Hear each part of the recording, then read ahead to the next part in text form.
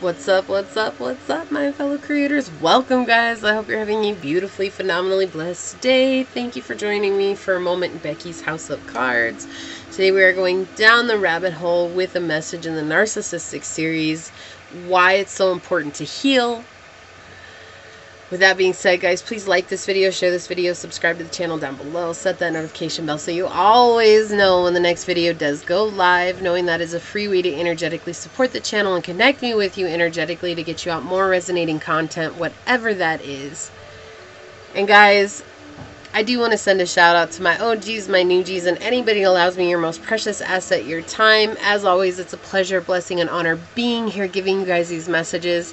And my prayer, as always, is that any of the videos of mine that you happen to watch fall upon your heart in a way that reminds you to use your intuition, to use your discernment, to take back your power, and to make the decisions that serve your highest journey in this here, now, here moment. So let's get started, guys. I talk about the revenge on the narcissist and everything, and I talk about why revenge just doesn't really get us where we're going, okay? And so I think that the thing that we need to focus on now is the healing from the mayhem, right? Being with a narcissist is mayhem. It's chaos. It's overwhelming. You know, they beat you down. They make you feel like you're not anything. They make you feel like you're worse than a grain of dirt, right? You don't have purpose. You don't have a reason to be here. But you do. Your purpose is to heal from them and to help the world heal from them. And the only way for you to help the world heal from them is for you to heal yourself from them.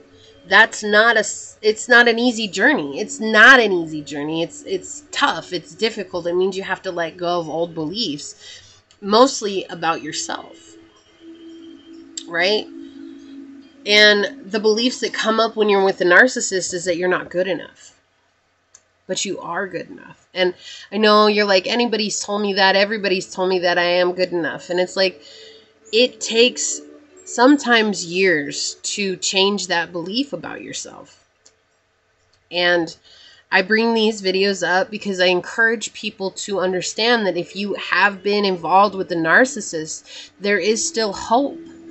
You know, there is still a way for you guys to heal your heart and to move on. But why it's so important to heal is because you don't want to continue to bring in narcissistic people into your life. You know, I have been surrounded by narcissists my whole life. And it's a huge story to get involved in. But the thing is that I never healed from the past narcissist that was in my life. And so the next one was just even worse than the first one. And it just, after everything, turned into a huge culmination of this one individual who just, when I talk about beating me down, beat me down. It was almost like I couldn't live life without him. I didn't know how to live. It was like I was almost afraid to breathe if he wasn't in the room. Like, it was like I had to remind myself that, well, you got to stay alive if you're going to be around him, you know? But I was so broken, I just didn't want to. You know, I didn't want to. It was like, if he wasn't around, what was the point? Because it's like I felt like all my energy and strength came from him. And in reality, it was that he had taken all of my power away. And to heal from that it wasn't pretty. And there are still days when I still have to fight things that come up from that. And the thing is that we're so busy trying to make another person feel the way that we felt, we forget about ourselves in the process. You know, we forget about how we felt. We forget about why we felt that way. And we forget, most importantly, that we have an option and a choice to heal.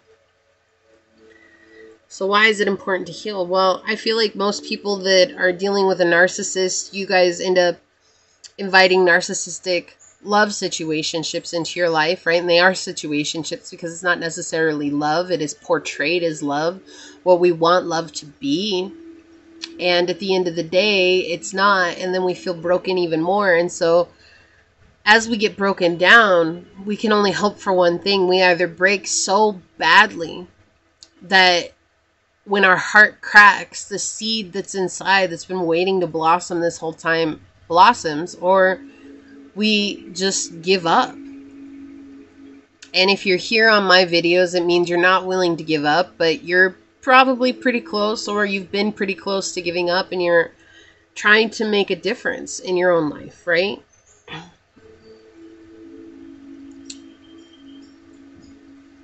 It takes courage to be vulnerable with the one person that matters the most, and that's you. It's easy to say that I'm okay. It's easy to say that I'm strong. It's easy to say that I'm going to make it through this. What's not easy is to say, I really need help. I can't make it through this by myself. I can't do this anymore. And I think people are like, no, it should be easier to say those things. It's not, because we're in this world where we're hoping that people will see us as someone that we're not, as someone who's strong, as someone who's powerful, as someone who is better than what we think we are. And that's the funny thing. We are. We are better than we think we are. We are more amazing than we think we are. We are more loving and caring than we think we are. But when you've been broken down and beaten into the ground, you can't see that. You know, it's like a prisoner. We're a prisoner of our own minds. So to first heal, you must first look at self. And to look at self is not always the prettiest thing, because that's why we run into the arms of a narcissist. They make us not look at self. Yes, they make us worry about all those things that we hate about ourselves. And yeah, they bring it up about ourselves. But the problem is that also once they've beaten us down, they love bomb us. And that's all we care about. It's like, that's the next thing. It's like, oh, I know they're going to come in and they're going to say how much they love me. I know they're going to come in and they're going to say how wonderful I am. And that's almost the addiction. It's looking for someone to say that we matter. And a narcissist understands that. They understand that we need the validation from someone. And so they come in saying that we matter, and we seek that. It's like, that's our next thrill. That's the drug. And it all comes from not feeling good enough about yourself. So if you're seeking that from someone, what is it going to take to look yourself in the mirror and say, I matter. I validate myself. I am amazing. I am beautiful. I am incredible. I'm intelligent. I'm smart. I'm sexy. I'm whatever I want to be. I'm whatever I want them to say that I am, and more. And then something miraculous happens along the way. You begin to become mentally strong. And that's why a narcissist attracts certain people, because they're not mentally strong. And I'm not calling you weak. Okay, I'm not at any point in this are you weak. If you've dealt with a narcissist, you're probably the strongest person on the face of the planet. And I'm not saying that because I've dealt with one. I'm saying that because I've watched other people heal and overcome. And I'm just like, wow. And that's what inspired me to heal and overcome. And you guys have to find that strength within yourself to honor yourself.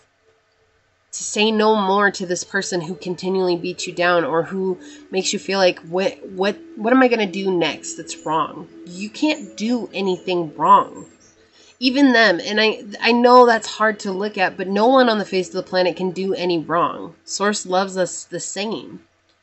But to get involved with a narcissist means that we've come away from ourselves, and we've been separated from all of society, saying that we don't matter in society and we don't have a purpose. When in truth, you are still a part of the same tree as everyone else. You're just your own single leaf, but that tree needs that leaf in order to be. So that means that you're connected to everybody. So healing starts with you. And when you become mentally strong, you guys are able to set up boundaries. And those boundaries are what really, really a narcissist can't handle. They can't handle boundaries because they're so used to overstepping boundaries. They're so used to breaking down boundaries. And when you begin to become firm in your boundaries, they're like, what? And yeah, they may discard you, and that may be scary. But if they discard you, then can you be okay with that? And I ask this question on so many things. Can you be okay if life doesn't happen the way that you want it to? Can you?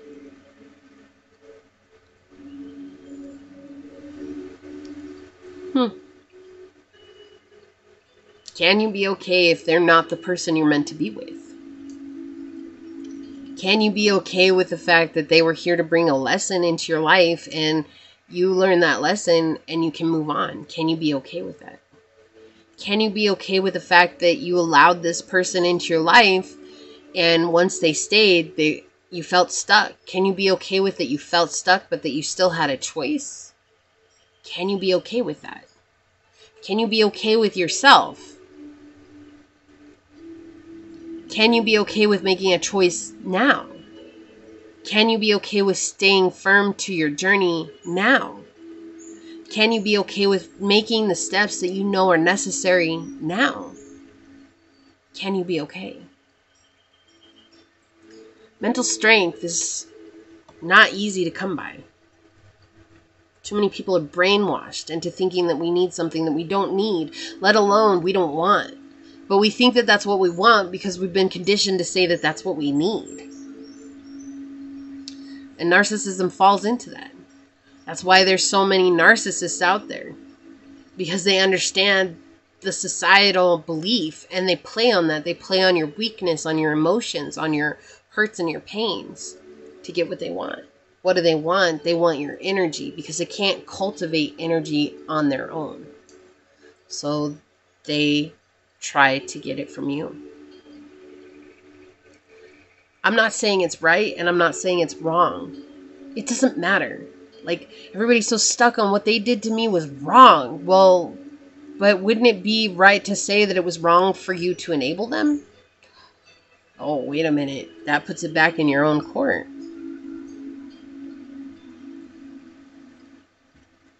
It's cool, guys. I've been there. I was the enabler. I was a people pleaser. I was the empath in the situation. Okay, I get it. I get it. An empowered empath is stronger than anybody could ever even understand. But to empower yourself means that you have to take accountability for your own toxic traits. If you're in a toxic relationship, it's not one person that's toxic. It's the relationship that's toxic, which means it takes two to tango. 12-12. My goal is to inspire people to look at the bigger picture, not to see as one person right or wrong. There is no right or wrong party here. Okay, that's the way they are, and this is the way you are.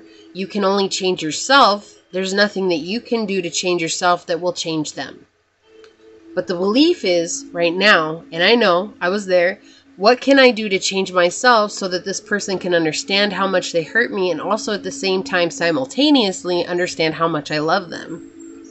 Saying it out loud, you're probably like, that don't make no sense, but it does. At the same time, you're like, no, I've been there too. Why? Because I was there. I was there. I was there plenty of times. And I'll tell you, I had plenty of times to walk away. And it didn't matter who told me that this person wasn't good for me. I didn't want to listen. So I can't sit here and say that they're wrong for you. I can't say that they're right for you. What I can ask is, are you brave enough today to start making a decision for yourself and choose yourself over this relationship for one day and see what happens to you? Even if it's scary. Even if it's scary. I'm not saying you got to break up with them. I'm not saying you got to leave them. I'm not saying that you got to, hey, sayonara, pal. Okay? I'm saying today, can you say I love me in the mirror? Can you go create that thing you've been dying to create? Can you go read that book that you've been dying to read? Learn that new exciting game that you wanted to learn. Can you do that? And no matter how much they try to bother you, can you just say, you know what? For as much as I put into this relationship, I deserve 5 minutes. And if you can't give me 5 minutes, I don't know what to tell you. Then I'll just leave. Not leave permanently, but I'm going to leave out of the house. I'm going to go to the library. I'm going to go to the mall. I'm going to go do this where I can be alone. And if they start in on their stuff, instead of sitting around and arguing with them, just go. Just take yourself out into the car. Shoot, if you got to sit in the car. And that's just a way for you to get away from them for a few minutes. Do that. Because that's how an empath, that's how somebody who has been abused begins to empower themselves. You are worthy of this. Please like this video, share this video, subscribe to the channel down below, set that notification bell so you always know when the next video does go live. And until next time, go forth boldly, my fellow creators, and courageously find creative ways to rise above in life, laughter, and love until we meet each other again. Mwah. Peace out. I love y'all. Bye.